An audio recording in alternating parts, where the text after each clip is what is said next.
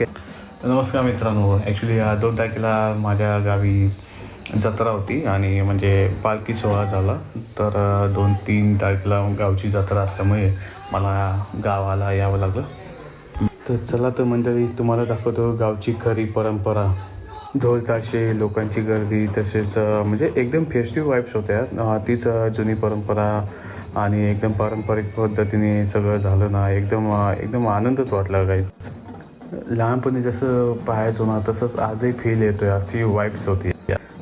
पालखी सोहळा झाला आणि म्हणजे लोकांचा एकदम उत्साह आणि म्हणजे पारंपरिक पद्धतीने तसेच भजनी मंडळ सगळे आले होते आणि एकदम भारी वाटले यार. तर मंडळी ही परंपरा फक्त सोहळा नाही तर ही आमच्या गावाची ओळखसुद्धा आहे.